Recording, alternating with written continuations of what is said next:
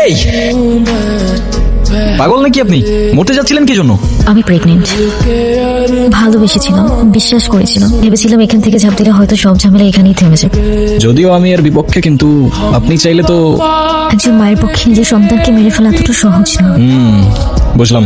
আর তাই তো সেই প্রাণের সাথে সাথে নিজের প্রাণটাও থামিয়ে দিচ্ছিলেন। হ্যাঁ, চেয়েছিলাম, কারণ আমি নিজের পাপের বোঝা নিজে বইতে পারবো। সবই বুঝলাম, কিন্তু এটা মনে রাখবেন যে আপনার ভুলের প্রায়শ্চিত্ত না সেই নিষ্পাপের জীবন দিয়ে হবে, আর না আপনার জীবন দিয়ে। জীবনের এই মুহূর্তে এসে আমি সত্যিই জানি না আমার কি করা উচিত, কোথায় যাওয়া উচিত। তাহলে আমি বলবো আপনি বাড়িতে চলে যান, কারণ সেটাই হবে যেটা আপনার তাকদিরে লেখা আছে। বাড়িতে গেলে আমার ওদের পছন্দ মতো বিয়ে করে নিতে হবে, যেটা আমার পক্ষে সম্ভব না। আপনি আমাকে বিয়ে করতে পারবেন? সত্যি না, মিথ্যে। আরে বুঝাই বলেন না। সরি, আমি আসলে বুঝতে পারছি না আমি কি বলছি না বলছি। আপনি কেনই বা আমার জন্য এত কিছু করবেন? সরি। আচ্ছা চলেন, আপনার জন্য মা হবেন না আপনি, একজন মায়ের জন্য এইটুকু তো করাই যায়, বলেন চলেন। পানি খাবো। কি? পানি খাবো। পানি তো শেষ। আচ্ছা তুমি দাঁড়াও, আমি নিয়ে আসি। হ্যাঁ, 2 মিনিট।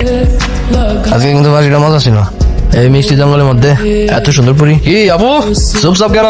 কথা কইতে পারেন না? কি হয়েছে এখানে? কিছু না ভাইয়া। তাই আপু চলেন না, এক কাপ চা খাই। এখান থেকে চলেন তাড়াতাড়ি। আরে দাঁড়ান না, চায়ের দাওয়াত দিল না। ভাবছি চাটা আজকে কে বানাবে, তোরা না তোদের বাপ? এই কি বললি? একদম